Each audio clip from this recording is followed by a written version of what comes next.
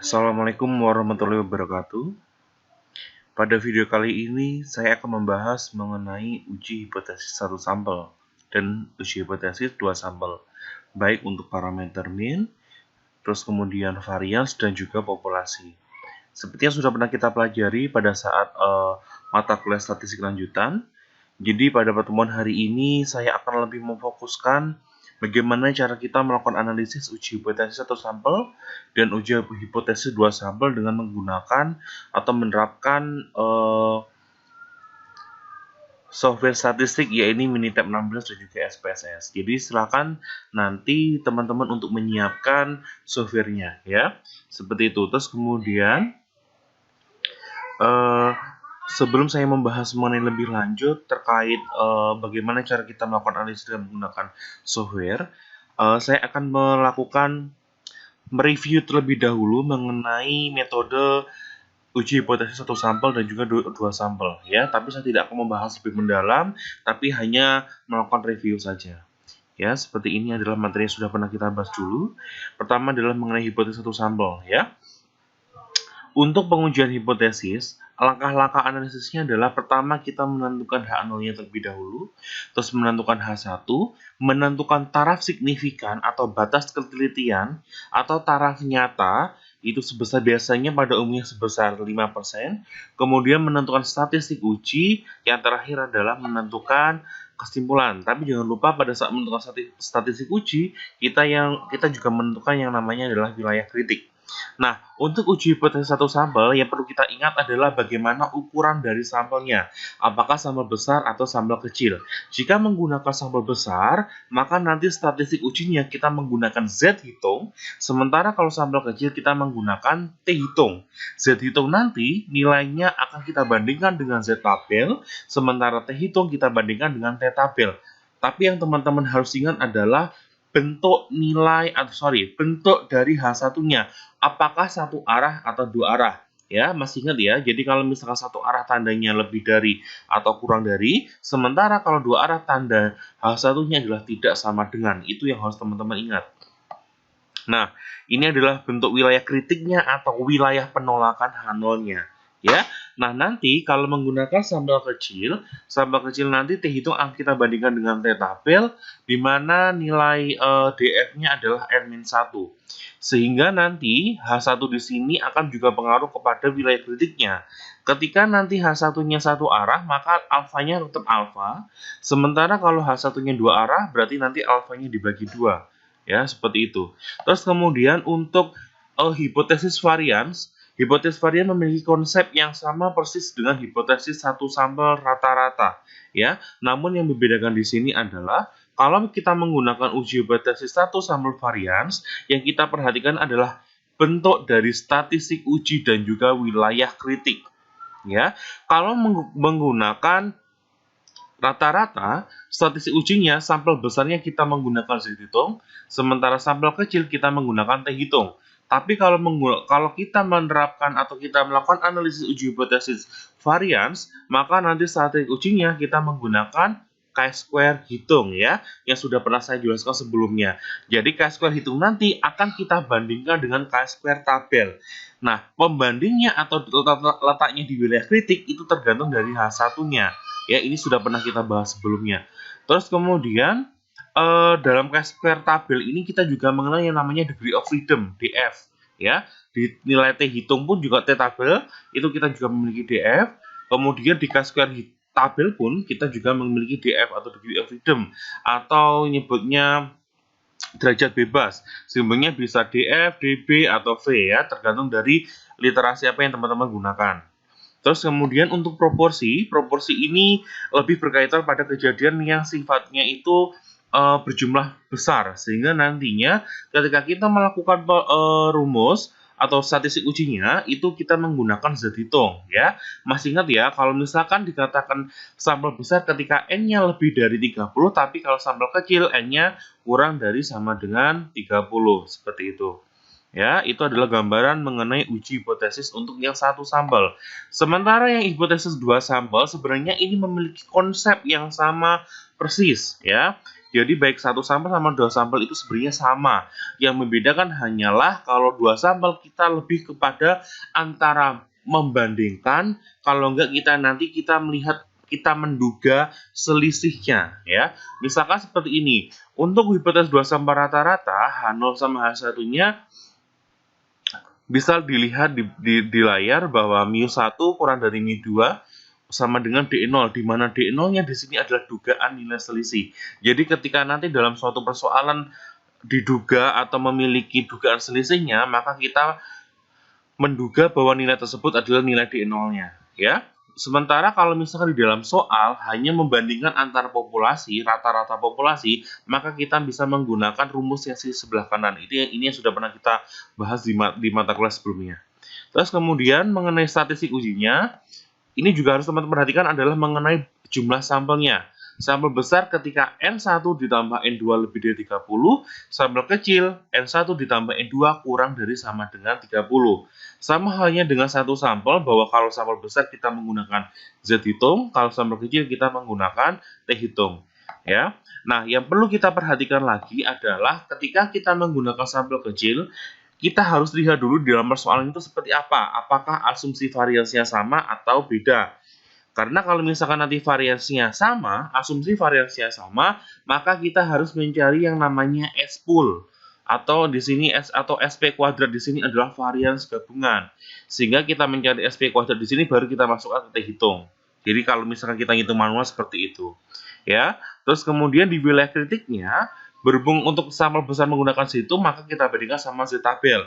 Cara melihat Z tabel itu saya tidak perlu menjelaskan lagi karena dulu di mata kuliah statistik lanjutan kita sudah sering kali menggunakan tabel Z, tabel T, tabel cascade, bahkan tabel F. Jadi saya tidak perlu mengajarkan ulang. Sementara untuk sampel kecil, T hitung nanti akan kita bandingkan sama T tabel ya.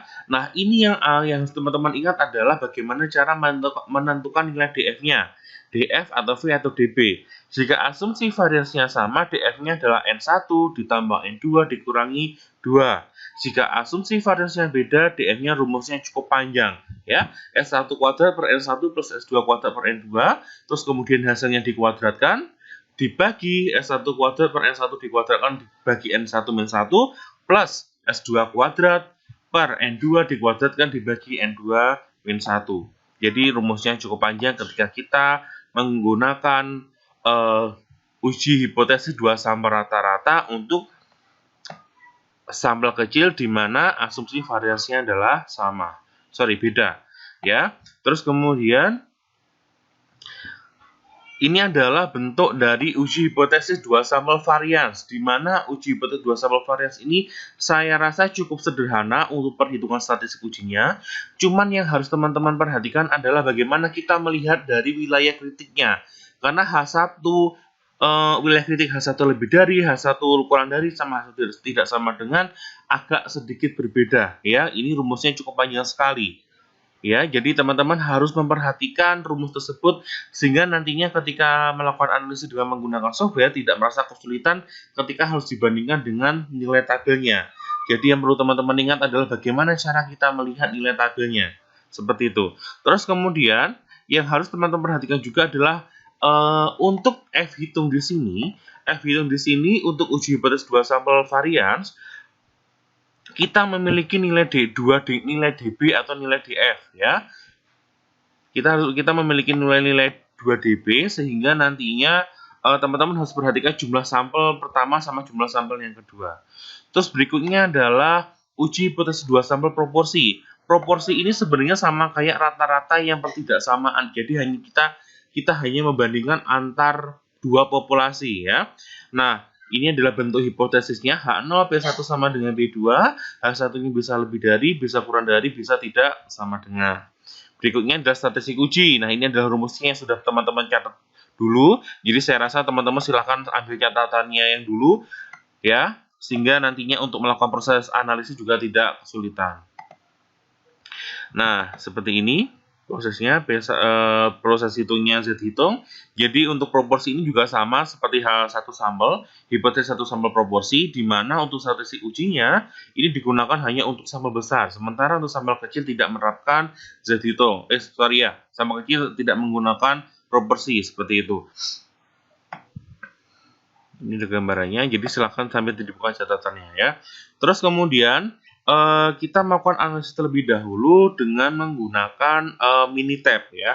Karena saya rasa kalau saya membandingkan antara Minitab dan SPSS ini jauh lebih lengkap kita menggunakan Minitab 16. Karena di dalam Minitab 16 ini tidak hanya kita menampilkan hanya 1 sampel sama 2 sampel, tapi juga semua parameter dapat kita analisis dengan menggunakan Minitab. Sementara kalau SPSS ini kebanyakan hanya kita membandingkan rata-rata saja, seperti itu. Nah, ini saya menggunakan Minitab 16, sehingga untuk langkah analisis yang kita lakukan yang pertama kali, jangan lupa letakkan kursornya ada di bagian session, kemudian klik editor, kemudian klik yang enable comment, sehingga nantinya di bagian session akan keluar NTP tanda lebih dari, yang artinya bahwa program ini sudah siap untuk dijalankan. Ya, sudah siap untuk dilakukan analisis. Terus kemudian saya ingin menunjukkan soalnya terlebih dahulu. Sebentar. Soalnya, contoh soal pertemuan yang keempat.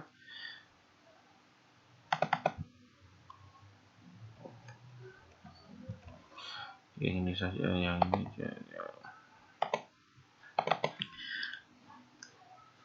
Ya, ini sebenarnya contoh soalnya sudah pernah saya kasih ketika materi statistik lanjutan. Jadi saya harapkan teman-teman nanti silakan untuk membuka materinya. File-filenya juga sudah pernah saya kasih. Ya, misalkan seperti ini adalah contoh yang pertama kalau kita melakukan analisis dengan menggunakan Minitab. Ya, contoh soalnya seperti ini. Soal pertama, sebuah perusahaan olahraga mengembangkan jenis panci sintetik yang dikatakan memiliki nilai tengah 8 kg dan simpangan bakunya 0,5. Ujilah hipotesis bahwa mu sama dengan 8, alternatifnya tidak sama dengan 8. Sehingga bila suatu sampel acak 50 batang, dites memberikan kekuatan 7,8 dengan gunakan taraf signifikasi 0,01. Sehingga di sini dapat kita amati bahwa nanti nilai mu nolnya, nilai dugaannya adalah sebesar 8. Ya. Sementara bentuk H1-nya adalah dua arah karena tandanya adalah tidak sama dengan. Sementara untuk jumlah sampel yang digunakan untuk menguji apakah dugaan dari perusahaan ini benar atau salah, di sini menggunakan 50 sampel, dan setelah diamati ternyata dari 50 sampel ini memiliki kekuatan 7,8. Ya. Kemudian dilakukan analisis dengan taraf signifikasi 0,01 atau sebesar 1%. Caranya sebenarnya langkahnya itu mudah, sama seperti statistik deskriptif yang kemarin, yakni basic statistik, kemudian di sini tampilannya itu banyak sekali. Ya, kalau kemarin kita pilih yang display deskriptif statistik untuk mencari karakteristik, nah ini di bawahnya adalah untuk mencari hipotesis 1 sampel Z, 1 sampel T, 2 sampel T, RT, dan seterusnya sampai bawah sendiri ada goodness of fit, test for poison. Ya, cuma yang akan kita gunakan sampai di 2 variasi aja dulu. Nah, sementara kita untuk melakukan analisis tadi, berhubung kita menggunakan sampel besar, karena jumlah sampelnya 50, kita pilih yang 1 sampel Z. Kita menggunakan 1 sampel Z. Ya, terus kemudian soalnya berhubung di sini datanya yang diketahui adalah berupa keterangan yang ada di soal, maka nanti di bagian hipotesisnya kita klik yang summarize data, ya. Kemudian sampel size-nya, ukuran sampelnya adalah 50. Rata-rata dari sampelnya adalah 7,8. Standar deviasi atau simpangan bakunya adalah tadi di soal keterangannya adalah 0,5 atau simpangan bakunya 0,5. Terus kemudian perform hipotesis tesnya adalah 8. Kemudian klik option masukkan confidence level ya. Kalau misalkan alfanya 1% berarti confidence levelnya 99. Alternatif di sini kita pilih yang not equal. Bisa less than, bisa not equal, bisa greater than. Kita pilih yang not equal. Klik OK, kemudian OK. Nah, seperti ini adalah tampilan hasil analisisnya.